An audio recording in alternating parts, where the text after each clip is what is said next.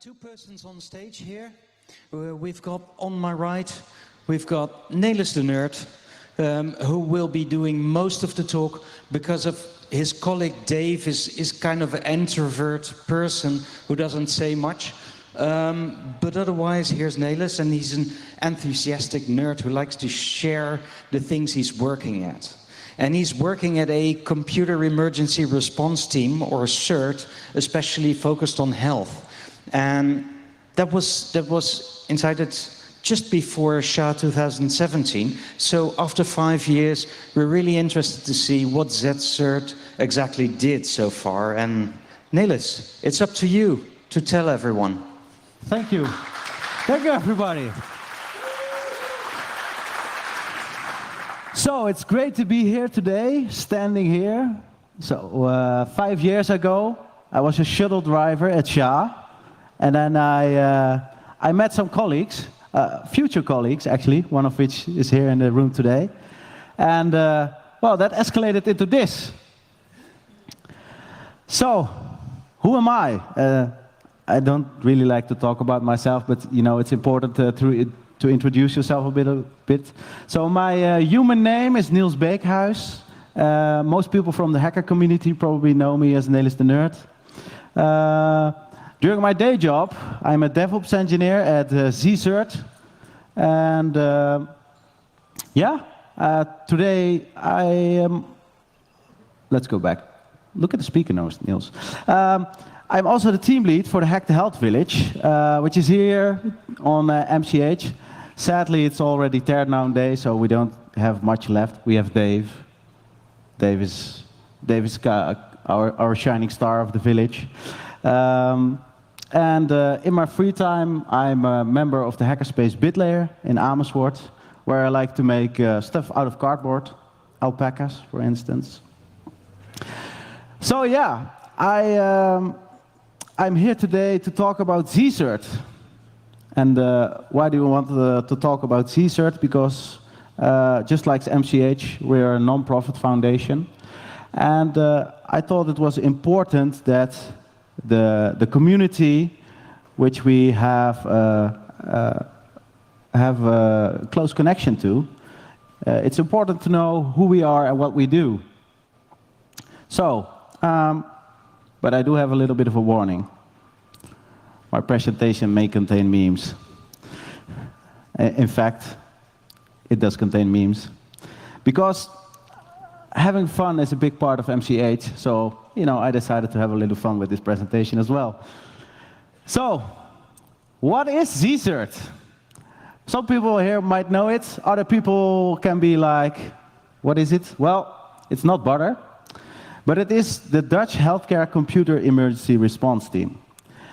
And in 2017, just before SHA 2017 actually, a group of organizations came together from the university hospitals, the general hospitals, mental health care institutions, and also the Ministry of Healthcare, because they saw a need for a expertise center in cybersecurity for healthcare. And the reason is a lot of medical devices these days have an internet connection or a network connection. And of course you have the medical device, the electronic patient dossiers. So cybersecurity is very important. Because if one of those devices gets hacked and they can't do their job anymore, lives are at risk. People can die. So ZCERT was created. And we were created as a non-profit foundation, which is a very important distinction. We are also not part of the government. We are partly funded by the government, but mostly funded by our members. And our members are hospitals, mental health care institutions, youth healthcare, and our founders gave us a mission. And that mission was to strengthen the digital security of the Dutch healthcare. And the way we achieve that is by scanning, but also by providing vulnerability information, and to give advice on how to improve that security. The comparison we like to make is that we like the digital firefighters. So firefighters, you might see them in the street when they drive around with their big flashy red cars and their big blue sirens on top of it. But firefighters do much more. Just like Zed said, we do a lot more. We do also do a lot, I think mostly, our work in prevention. And so we talk about how do you not get into a cybersecurity incident. But if you do get in a cybersecurity incident, of course you can call us. Sadly, we don't have a fire truck yet. It's one of my ambitions in life to sometime have a fire truck for ZZert. It's on the backlog. I'm working on it. So yeah, just like I said, we exist now for 5 years, and I was thinking 6 months ago when I submitted this talk, I was like, yeah, I'm going to MCH, I'm going to do stuff there, and I want to show off the awesome organization I work for. But the problem is, you know, what am I going to talk about? Because there are so many awesome talks here about many technical subjects.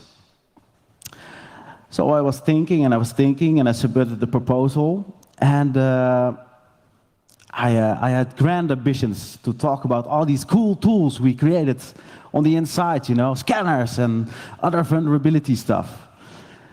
And then I thought, you know what? There are many more people who are better at this than me. So what should I talk about? And then I saw some inspiration on Twitter. And it talked about soft skills in cybersecurity.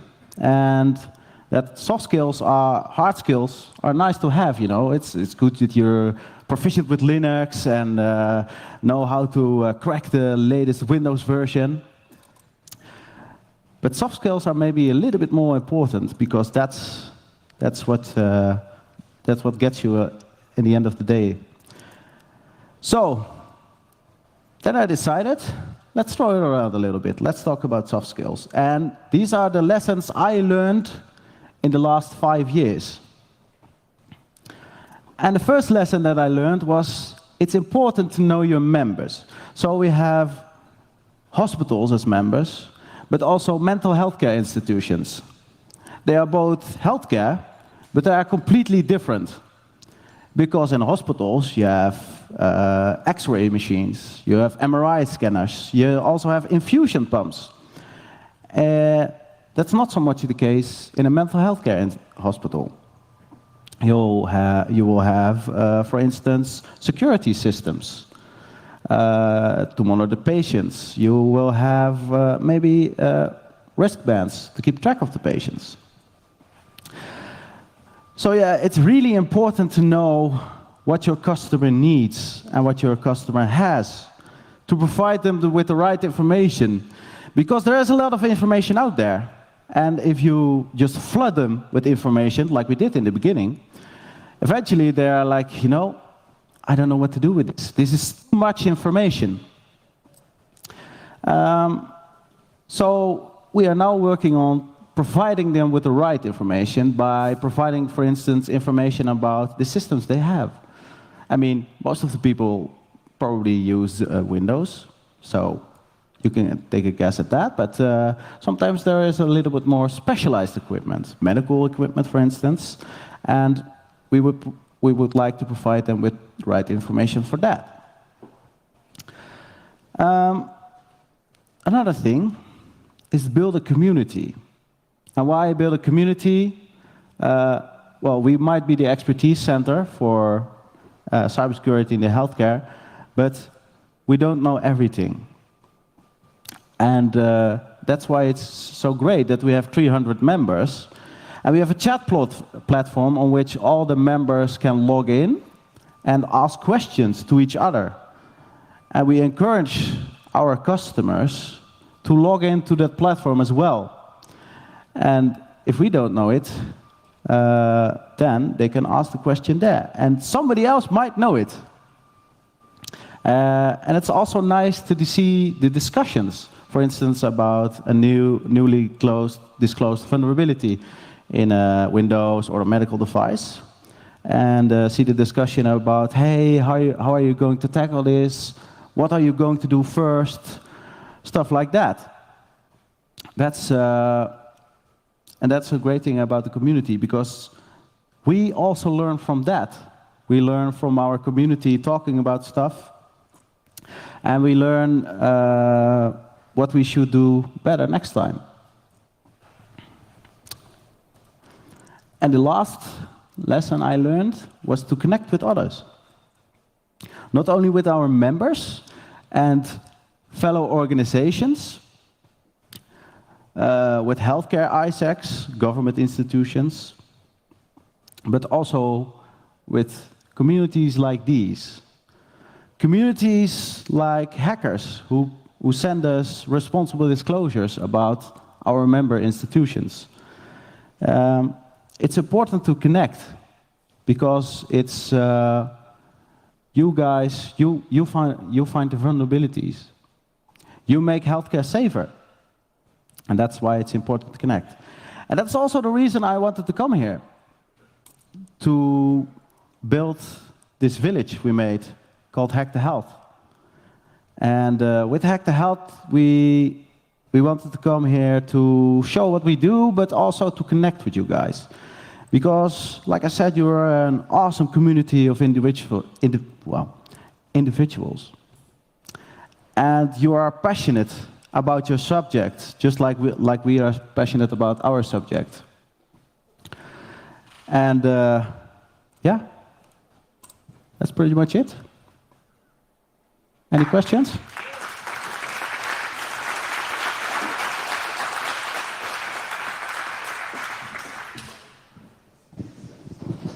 That was fast. Yes, it went a little bit faster than I expected. You weren't nervous, were you? Yes. Oh, excellent. So let's come for some more questions. Please come to the microphones in the middle of the room, and we'll look at it. Nothing. Okay, thank you. Yeah. All right, I have two questions. The first one is, I saw you guys posing Dave a lot with a lot of signs. Which sign was your favorite for posing him?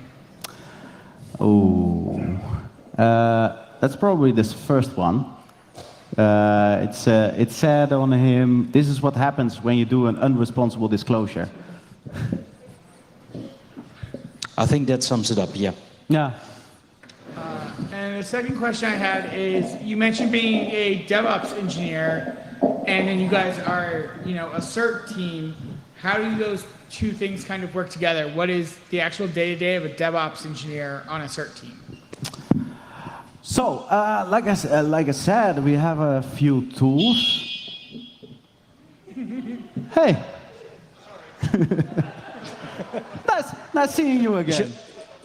Okay. If you have a question, I can come to you with the mic. Okay. So yeah, day-to-day stuff of a DevOps engineer. Well, I always say to people, I have the best job in the world. I might not drive a Tesla, but I have the best job in the world. And the day-to-day stuff, I basically run the sysadmin team together with my colleagues. As a DevOps engineer, I'm mostly for the Linux part of things. So we have a few homemade tools. We have a few new tools as well, like OpenCut, that we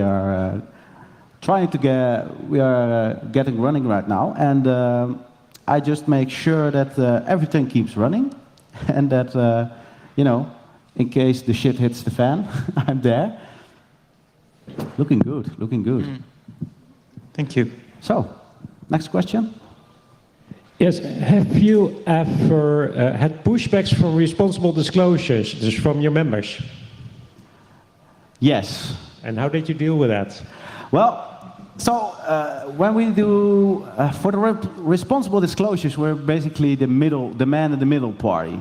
So we try to negotiate with the responsible disclosure, the one who does the responsible disclosure, and our members. Sometimes our members are very reluctant to do something, but then we will push them and be like, no, this is a real vulnerability. You need to do stuff with this. Most of the time, we will get there, and a lot of swag has been sent. So you got quite a few good responses on that. Yeah. Most in the beginning, we don't do this for every member. They have to specifically sign up for at us to do it. But eventually, when we get it rolling, the responses are only positive, because they see the people who do the responsible disclosure are not bad people. They see like, hey, they want to make us better, and I think that's pretty great. It is. Back microphone, please. Hi there. Thanks for the talk. My question is, how do you measure success? Do you measure success at all? Because in the beginning of your talk, you said people could die if things go wrong. That could be a KPI, number of lives saved. It might be a bit hard, but my question is a bit broader. So how do you measure success, and how do you measure success if you do?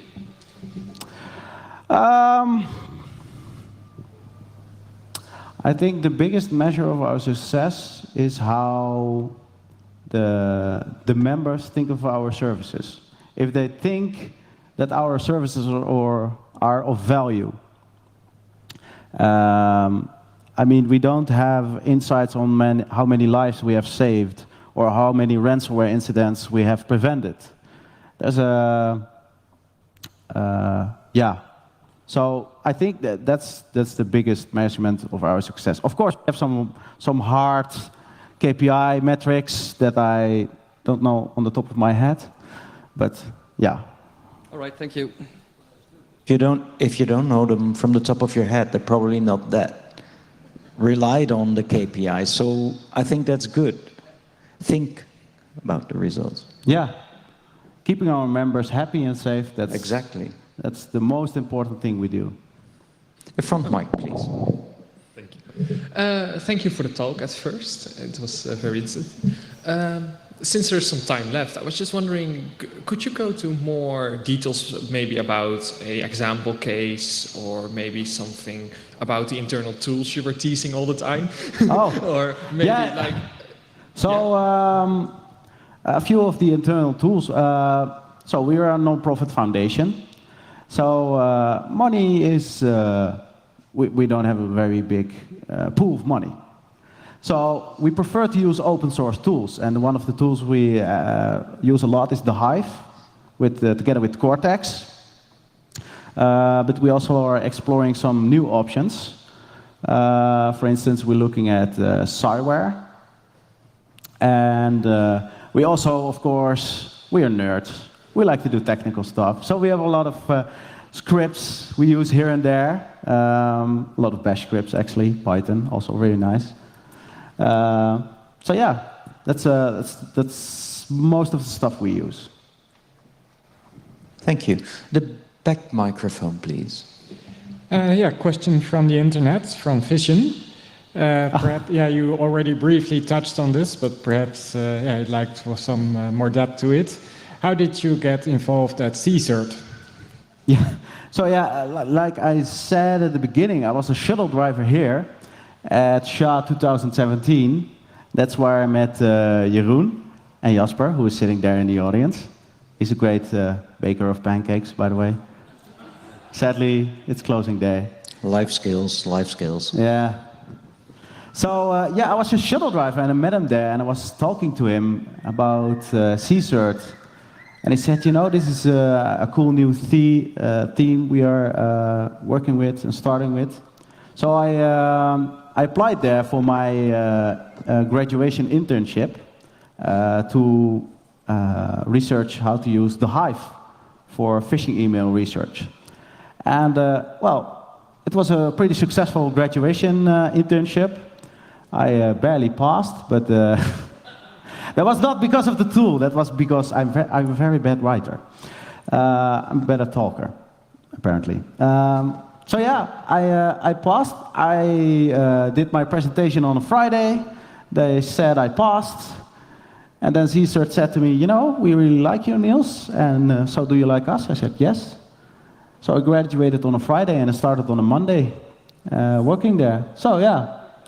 And I think that's also, that's one of the lessons I try to incorporate at the end. So this community and these angel shifts, they are not just like for helping out the people. They could also provide something for you. Maybe your next job, maybe your next opportunity for something else. So yeah.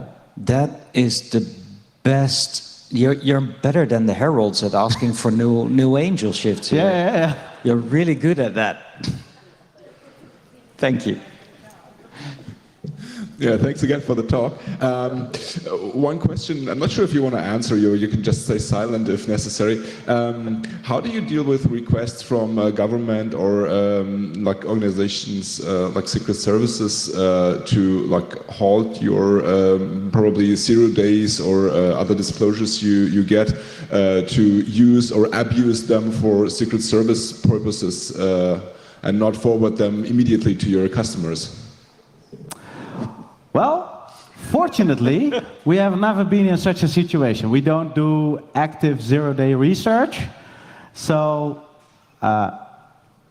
fortunately, no, we have not been in that situation. And I am not sure what we would do if we would be in such a situation. So yeah, I can't really answer it. Thanks. I was wondering about how to start up or set up a cert. Like you have an incredible cert, a computer mission something for the Zorg. Could you get slightly closer to the mic, please? You have an awesome cert for the Zorg in Dutch or healthcare in English. I was wondering, like in other organizations or maybe even on smaller companies, how to set up an internal cert of how to start, checking some more. Well, there is actually a great course being developed by Enisa, I believe. I'm looking at Jasper. What was the course called again? Transits. Transits 1 and Transits 2. That basically teaches you how to set up a cert. It gives you all the procedures, the paperwork, lists of who to call when it's in the middle of the night and you get hacked. If you want to learn how to do that, I would recommend following one of those trainings. Okay, thank you. Hi, Niels. Hi. I'm the other Jasper. I've got a question. How secure do you consider medical X-rays to be? Again? How secure would you consider medical X-rays? Medical X-rays.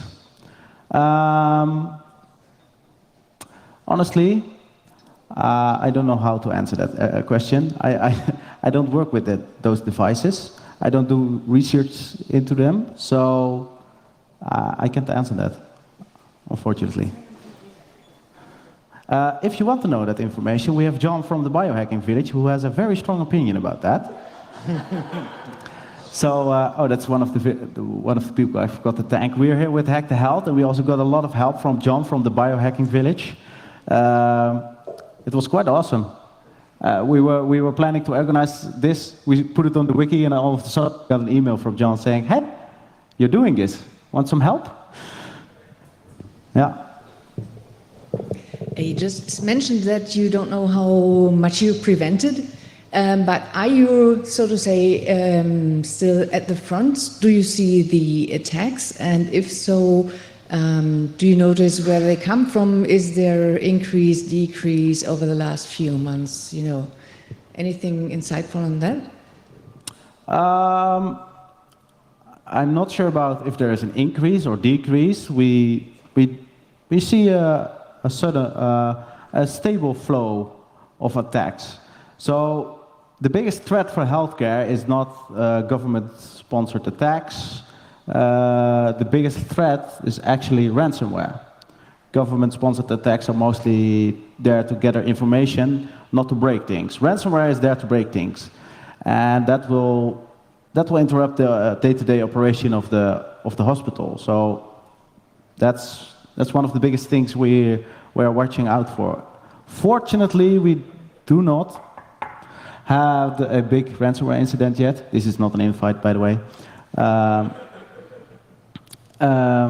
So yeah, luckily, we have not seen that yet. And indeed, that is not a challenge. No. Challenge not accepted, please. Niels, thank you so much for this wonderful talk on the situation. Ladies and gentlemen, Thank you.